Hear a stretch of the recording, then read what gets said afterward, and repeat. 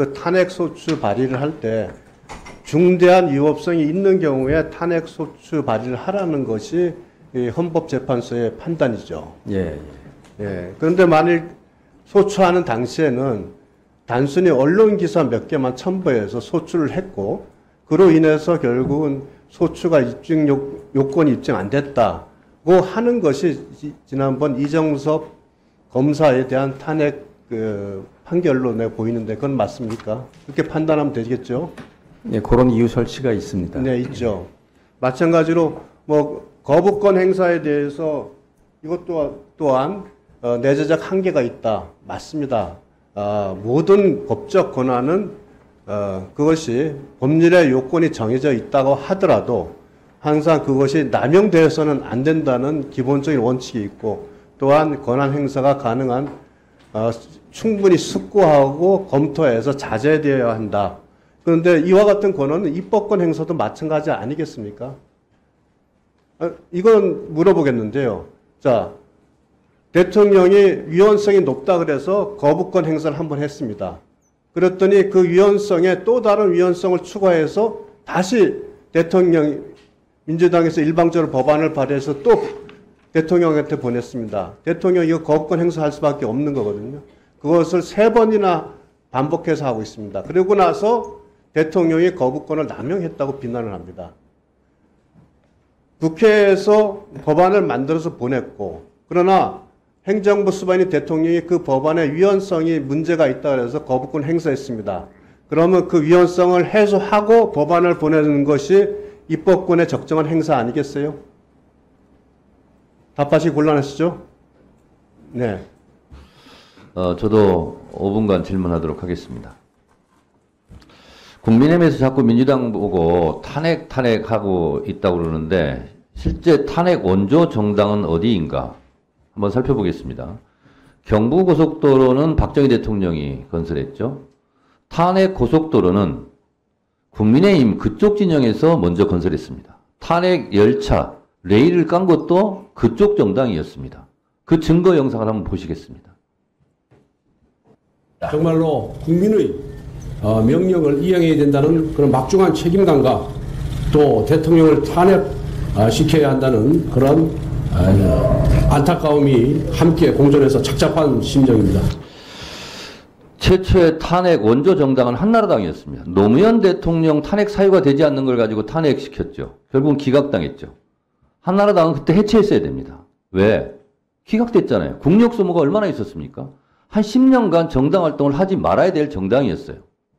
자, 그리고 박근혜 대통령 탄핵 때도요. 탄핵소추위원장이 당시 국민의힘 전신 권성동 위원장이 탄핵소추위원장으로 검사 역할을 했어요.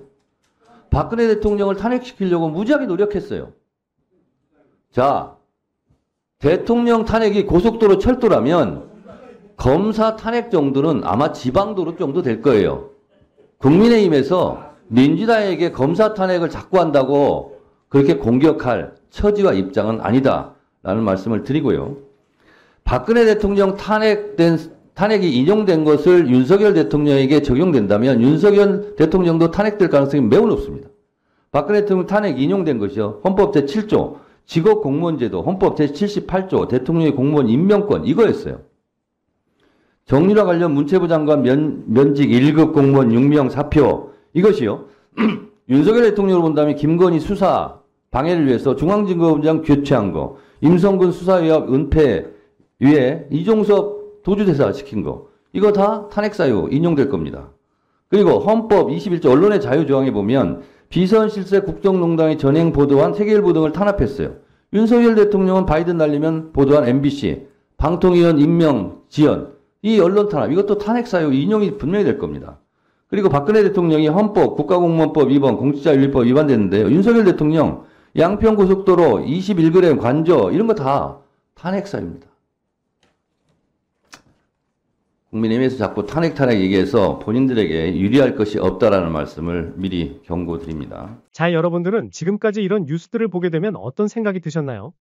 제가 항상 여러분들께 뉴스만 평소에 잘 챙겨보셔도 돈이 된다, 돈을 벌 수 있다라고 말씀을 드렸는데요. 그 이유가 뭐냐 하면 제가 지난 7월부터 여러분들께 뭐라고 말씀을 드렸죠? 지금은 코로나 2차 유행에 대한 관심이 높아졌기 때문에 우리는 급등 가능성이 높은 코로나 관련 백신 테마주에 주목을 해야 한다. 단순히 뉴스만 보고 끝내지 마시고 이걸 투자 쪽으로도 한번 생각해 보셔야 한다라고 말씀을 드렸었습니다. 그리고 나서 이런 썸네일들 뉴스를 통해서 많이 보셨을 텐데요. 이런 코로나가 재차 이슈가 됐을 때 여기서 정보에 민감한 부자들은 코로나 관련 백신주엔 뭐가 있는지, 그 중에서 어떤 종목이 나에게 큰 돈을 벌어다 줄 수 있는지를 남들보다 한 발 앞서 생각하고 있었습니다. 왜냐하면 부자들이 봤을 때는 이슈가 곧 돈으로 이어진다는 걸 잘 알고 있고 이런 이슈들이 나에게 큰 돈을 안겨준다는 경험적 확신이 있기 때문에 부자들은 항상 이런 사회적 이슈들을 꾸준히 관심 갖고 챙겨본다라고 말씀을 드렸던 건데요. 그래서 제가 이와 관련해서 지난번 우리 시청자분들께 제 채널 영상 봐주셔서 감사하다는 의미로 정말 큰 선물 하나를 안겨드렸었습니다. 당연히 100% 무료로 드렸었고 여기 보시면 저한테 구독이라고 남겨주신 모든 시청자분들께 주식시장에서 코로나 백신 관련주 중에 가장 급등할 확률이 높았던 셀리드라는 딱 한 종목을 여러분들에게 추천을 드렸었죠? 그러면서 여기 나와 있는 대로 정확하게 얼마에 사야 하는지 그리고 어느 정도 올랐을 때 팔아야 하는지 이런 부분들까지 자세하게 알려드렸었는데 결과가 어떻게 되었나요? 오른쪽을 보시면 아시겠지만 제가 8월 1일에 문자로 이 셀리드를 소개해드리고 나서 주가가 2주 만에 이렇게 3배 넘게 급등이 나왔습니다. 그래서 당시에도 굉장히 많은 분들이 제가 드린 이 셀리드 한 종목으로 수익을 크게 내셨을 텐데요. 다시 한번 축하드린다고 말씀을 드리고 자 이번에도 마찬가지입니다. 최근에 이슈가 되고 있는 것이 전기차 배터리 화재 관련 안전성 문제인데 현재 정부에서도 배터리 제조사 공개를 의무적으로 도입하고 있고 이에 대한 지원금을 대폭 늘려가고 있는데요. 이처럼 시간이 지날수록 전기차 안전성에 대한 관심은 더욱 증폭되고 있기 때문에 관련 종목들이 결국 크게 부각받을 수밖에 없습니다. 그 중에서도 전기차의 안전성이 보장되는 기술을 가진 배터리 제조사 중 대장주 한 종목에 돈이 몰릴 것이다라고 당연히 우리가 이쪽으로 생각해야 한다는 말인데요. 그래서 이번에도 제가 선점해둔 관련 종목 한 개를 선물로 드릴 건데 받는 방법은 지난번처럼 구독만 해주시면 되고 저에게 구독했다는 문자만 남겨주시면 제가 전기차 화재 이슈와 관련한 종목 중에 앞으로 대장주 역할을 하면서 주가가 가장 크게 급등할 한 종목을 구독자분들에게 종목명과 사고 파는 시점까지 답장으로 모두 알려드리겠습니다. 그래서 여러분들이 이 주식으로 돈 버는 연습을 한번 해보셔라 이렇게 말씀을 드리고 지금 이 영상을 보시는 시청자분들 중에 나도 이번 종목이 궁금하다 하시는 분들은 누구나 상관없이 그리고 어느 시간대나 관계없이 부담 갖지 마시고 이렇게 상단에 항상 제 번호를 남겨놓고 있으니까요. 남녀노소 누구든지 무료로 딱 한 종목 받으실 수 있으니까 제 번호 010-5906-2484번으로 저에게 지난번처럼 구독했다고 편하게 구독이라 문자 보내주시면 제가 이번에도 똑같이 무료 추천 급등주 문자를 보내드리겠습니다. 이해되시죠?